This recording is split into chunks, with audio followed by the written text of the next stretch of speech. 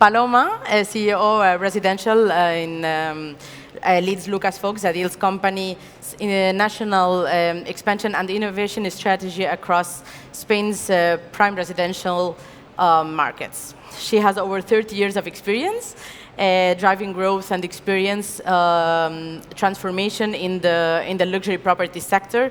Before joining Lucas Fox in 2025, she served as CEO at Sotheby's International Realty in Spain and as global COO at Engel & Volkers, where she spearheaded international expansion and digital transformation. So Paloma, I'll start by asking you, how are international buyers reshaping the market of the luxury residential in Spain? So, well, first of all, thank you, everybody, and good afternoon after the lunch. So I really appreciate that the people is here, by the way. So in order to understand how the international demand is shaping the real estate market, I think it's important to understand how is the international demand nowadays in Spain. So the first thing is to understand that international demand is a structured thing. It's not a cycle thing anymore. And then you can see in the numbers.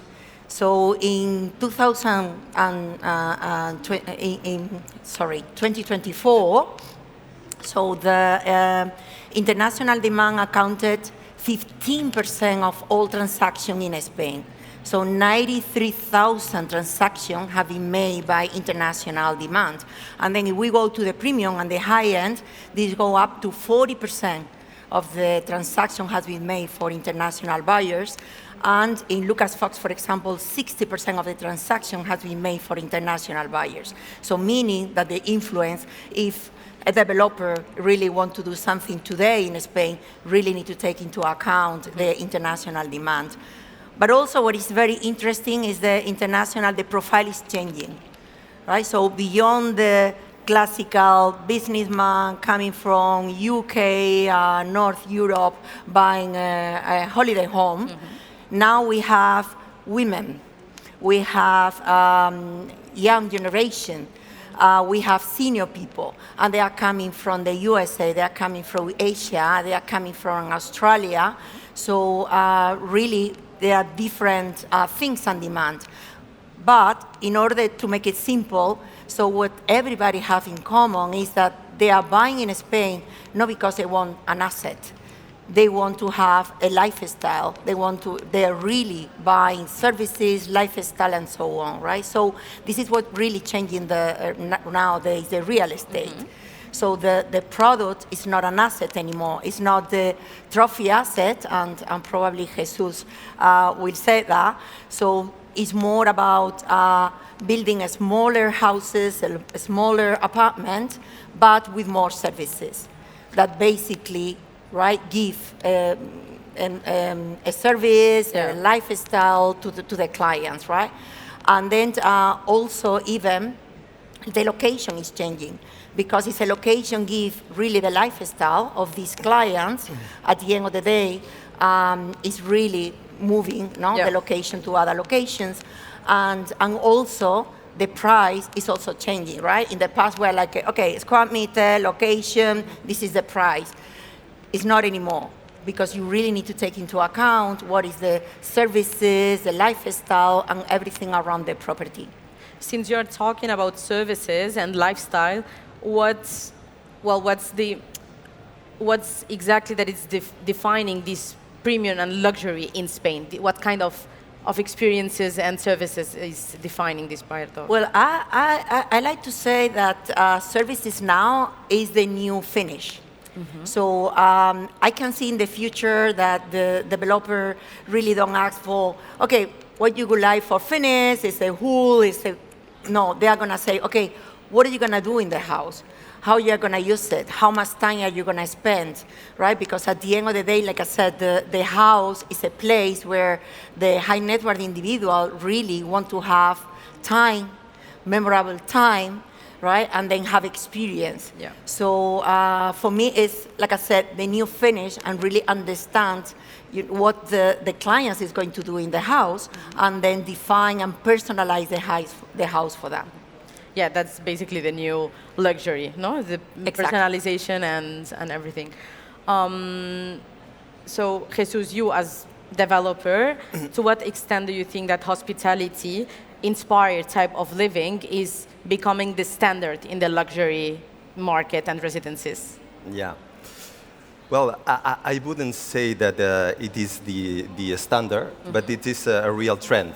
Yeah. Okay, so I think that the possibility of generate these hospitality services is not always possible. So you need a certain critical mass in order to generate these hospitality services. So I think that we have to differentiate the kind of developments in which you have a standalone houses where you always have the client that has to move, to drive 20 minutes to reach the supermarket or to get all the services that they want.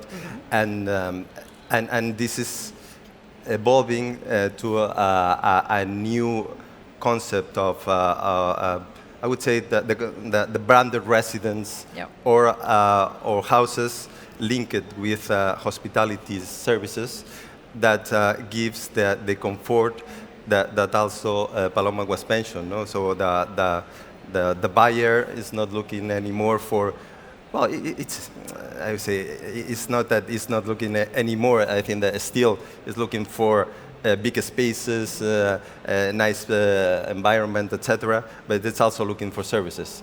In order to have these services, you need to have close the service provider. And this is only possible when you have a certain critical mass that allow that those services are efficient. Yeah. Otherwise, you will finish in a situation in which the developer is going to finance those services, and when the developer is gone, then there is no services because nobody is paying for those services. So I think that this trend is there, but it's always linked to hospitality developments that can support the critical mass that these luxury houses are demanding of. Yeah, completely. And since you're talking about a trend, do you think that this is gonna stay, it's gonna be a trend for a long time, or it's gonna stay and it's gonna become a consolidated model? Yeah, well, I think the branded residence in general is a trend. It's a trend.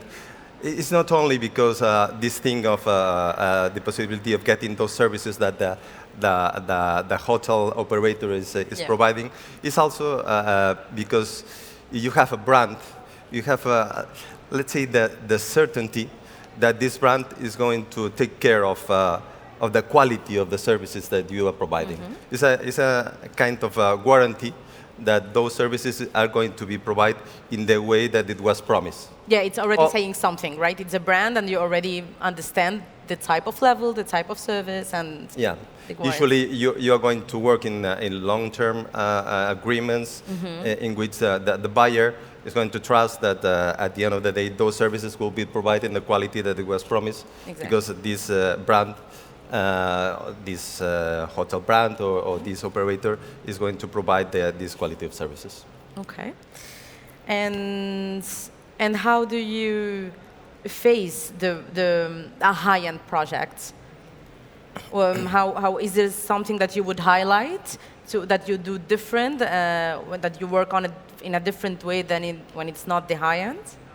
Yeah. It's completely different way to approach let's say, the development of high-end project. And now it's very challenging because at the end of the day, someone who is willing to build to buy a house of 3, 5 million, 10 million euros will like to be in an environment that it's also very good. So, and you know that all the coast areas are completely crowded, so it's very difficult and challenging to find a place to develop these projects. In this, and that's the first challenge you have. Then in the development of the project, we have two different kinds of products. The one that it's tailor-made with the usual approach in which you urbanize a place and you sell the plot with the house. And in there, you may find any kind of different approach to sustainability, to technical things. It will be very diverse because it will depend on the client. And in the other way to develop that will be houses or mainly high-end luxury apartments, in which you are really trying to get what, as Paloma says, it's very important, is that you are going to have, for instance, in our project in Alabama, this year we have 18 different nationalities, no? Man. So you try to figure out what is the needs, A cultural background too, because no. yeah, all It's the cultural too. furnitures, the way they cook. the style. You have to try to find the mínimo común denominador or the Yeah. máximo común múltiplo of the potential client. Yeah. No? Yeah. Yeah, that's very important.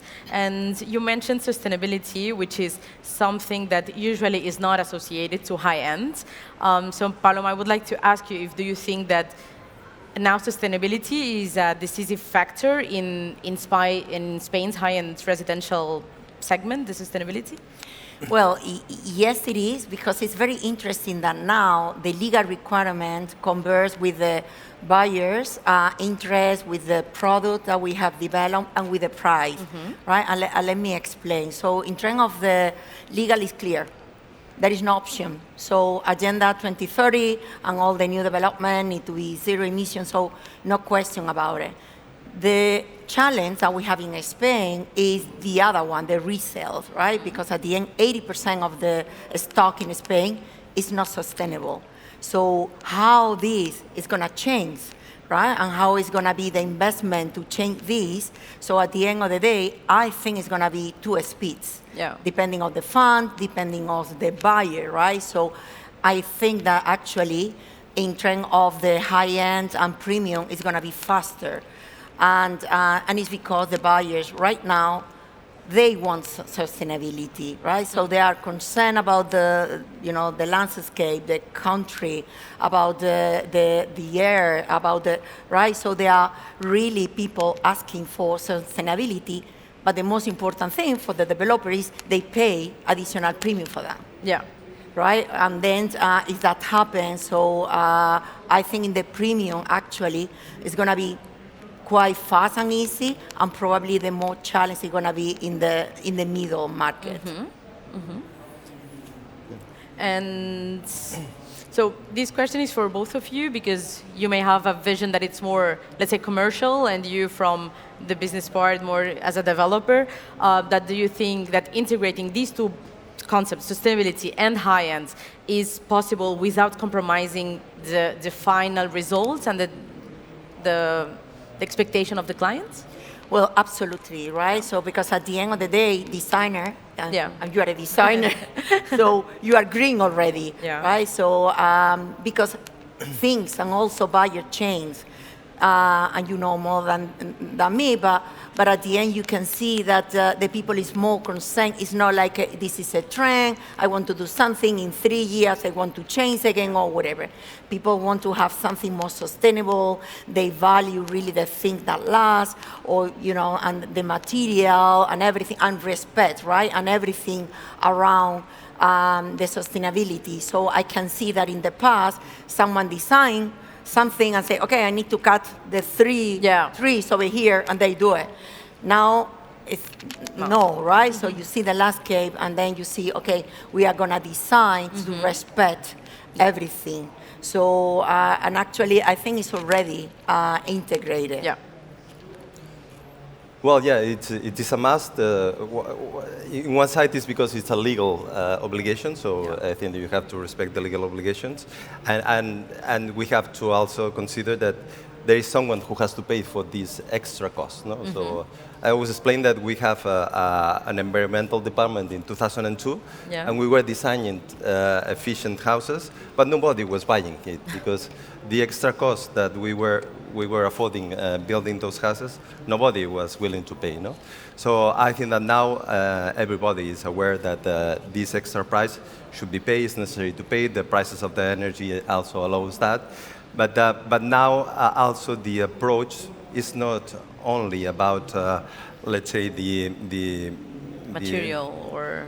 well, I think that there are a lot of different approaches to be made. No, one is Yeah, the, exactly. the location, the installation, the materials that you use. So now we have a lot of keys to touch in order to make a house efficient. Right? But then you have the surprises on the tailor-made houses, as I was explaining to Paloma, that sometimes the client that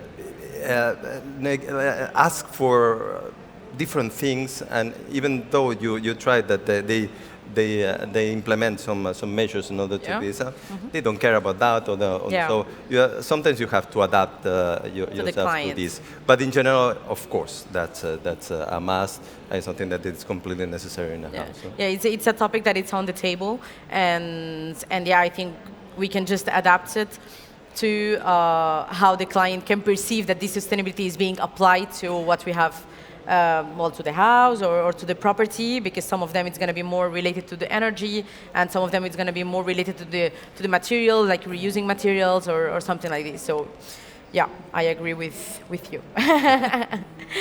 And another topic that is continuing to grow and that it's booming right now is the technology and the connectivity and that in our sector we are seeing the smart living concept when we see AI-powered home automatization. We can even see virtual gyms, augmented reality, and I would like to ask you, Jesus, if you think that predictive AI and the advanced home automatization is already a standout factor in the high-end segment.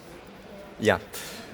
Well, I think that, as Paloma mentioned, now it's very important the comfort, and comfort now is completely linked to the use of technology. So you cannot imagine that you are in a super nice place and you don't have Wi-Fi. You don't have a good Wi-Fi, or you don't have, let's say, or you have to turn on the lights from at the distance, or you may. I think that there are all the climatization, etc. So I think that now it's completely a must. I think that now we have the means. It's not that the old domotics that was super complex and super expensive and super complex that you were there. You didn't know how it works. And it cost you a fortune to solve the standard problems. You know? Now I think that we have also the technology in order to make it possible. But you have to think carefully. So it's like maybe sometimes you have to fight against the interior designer who doesn't want that the Wi-Fi it's on the BU side. No? But then if you are hiding the Wi-Fi in the deep, then you don't have a good Wi-Fi. You know? So it's always the combination of both. But it's a completely must actually to have it. Well, I add so to this. Also, I think it's interesting that artificially intelligent, we know, is learning, right? So, and at the end of the day, the houses need to learn about us, no? How you, at what time you want to wake up, at what time you want to sleep.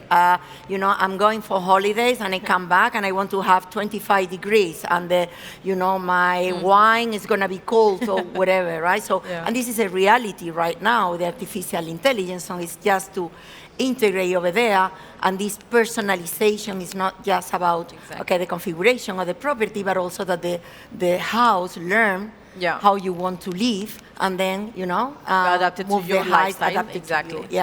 Yeah. I think that's the big change in the home automatization, because before it was something like it was a technology that we couldn't reach, and now they made it reachable. I can control it from my phone. I know what I'm doing.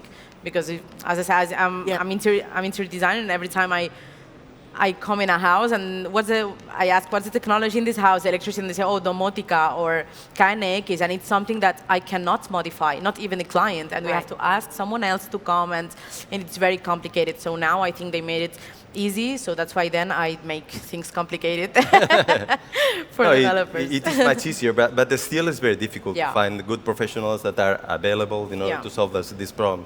And when you are complicating the houses, it's logical that you have more problems, and then the problem is to fix those problems. It becomes a difficult issue. Yes.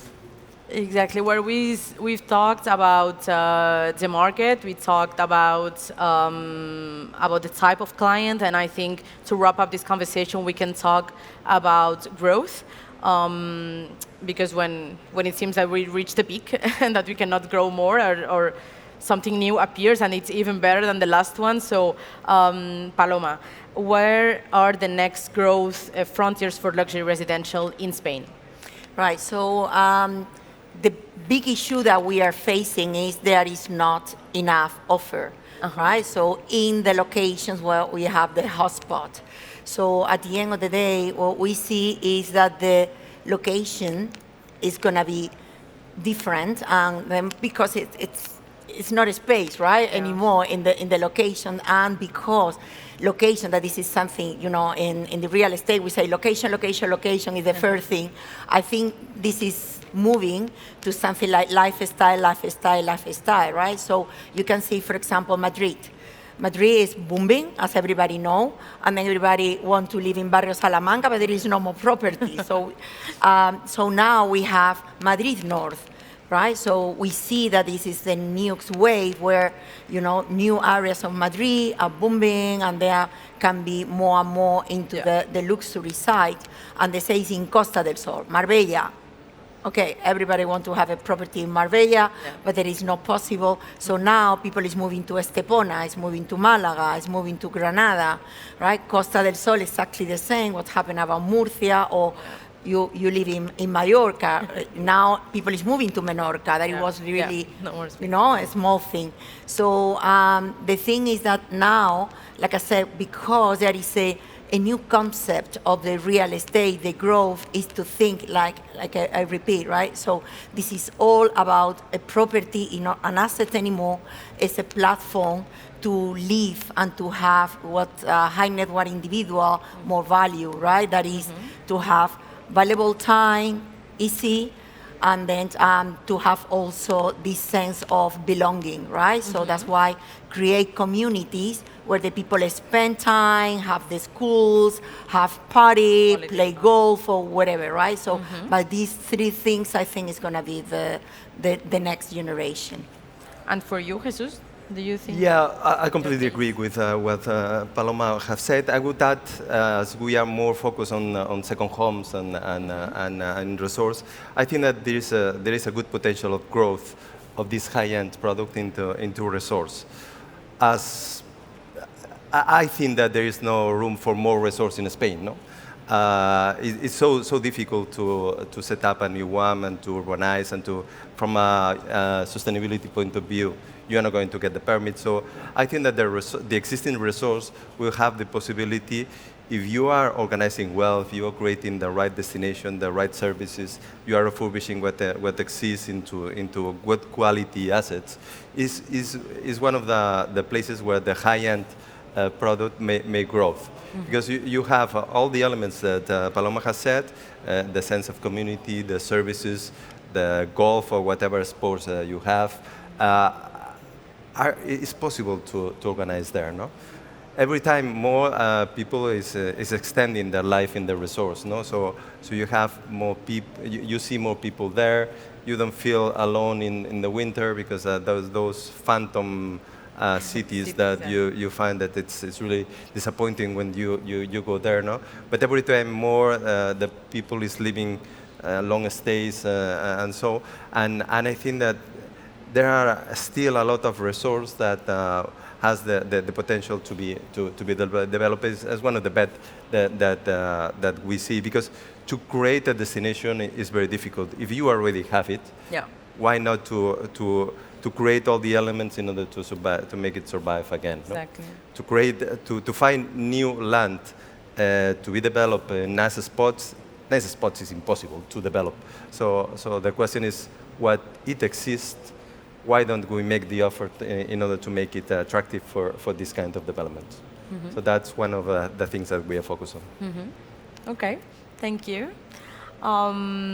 Someone has any questions for Jesus or for? We have a question there. They will give you a microphone. Yeah, there you go.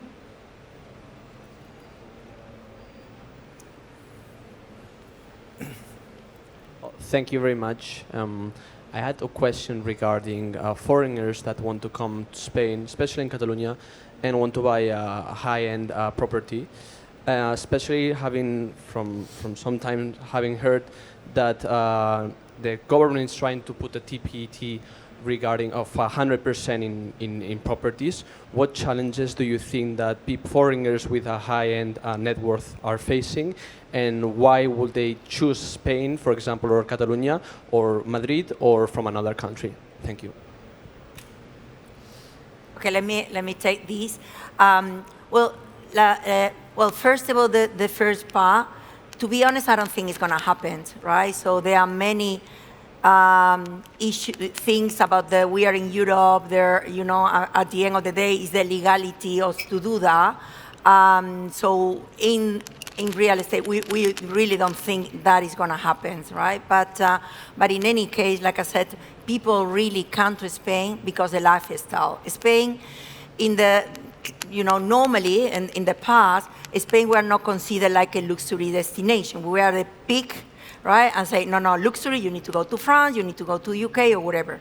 Now the big change also in Spain is we are a luxury destination because luxury is lifestyle and it's experience. And in that, we are the best of Europe and probably in the world. So they really value that they can, the young generation, that they can work anywhere, to come here and say, I have an amazing weather, I have an amazing, life and people and everything, right? So this is really the attractiveness of Spain, and this is why now Spain is booming, because we have an amazing offer. Also, the problem in the past was like, we have a good weather, but then we don't have really the offer. But now, thanks to the developer, that they see the opportunity, also they can find what they really like, right? So to have this property that is personalized, around with the services and around with the lifestyle. So that's why we are really, really attractive, and the numbers talk, right? That the investment coming from, and then you see that the people is buying here, and they not buy more because we don't have offer. But as soon as, the developer generates something, so we are pretty easy to sell. I just would add that this tax issue, it's a very important one. I think that we may think on the example of Portugal, that during a lot of years has been benefiting for this low taxation for the Europeans. And there has been a lot of Europeans going to live to Portugal, no? Until they have make this big growth in prices in Portugal, and at the end of the day, they stop with this process. So tax, it's a very important issue that it will jeopardize the success of this market. So we have to be very careful, as we know in Catalonia. No, so we are very aware of that problematic that may be a huge problem for the development of the real estate in a certain area. I think they replied to you very well. We still have time for another question. Is someone else interested in asking Jesus or Paloma something related to high-end residencies? Okay, I think we have a question? Yeah. Sorry, I have another one. As a high net worth individual, regarding the lifestyle, what do you think that, for example, if I am a developer, the person that will buy the home will value the most? Like the space, maybe, well, you just spoke obviously about the commodities, but do you think it is more attractive to build something bigger, to build something smaller so the numbers maybe work a little bit better? Especially, I'm talking about second residence not in big cities, most places that people can go and spare their holidays at. Yeah. Well, I would say that it's very important to think in what is your style of life at that moment. So you have the family, you don't have family, you have.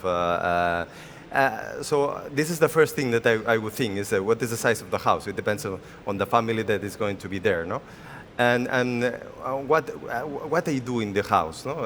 I do need a big office space. I do need a gym. I do need so this is very particular, and everyone has to think very carefully about the program of the house. And during our life, this program it will change. It will change a lot, no? And now size is not that important. I think that now comfort, technology, and all those views. For instance, when we analyze the acquisition of a land, one of the first things that we do is to analyze the CBUs that you have, no?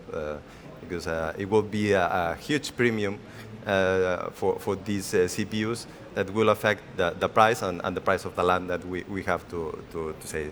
So that is something that every time is more specific, and the client is more aware of what are the real needs. And when we design a tailor-made house, this is an exercise that it takes a couple of months usually, in which you have a shell, and this shell will be modified according to the program, to the needs of that client, no? And every time more, the clients are more involved in the design of their own house, which it didn't happen 10 years ago, that much.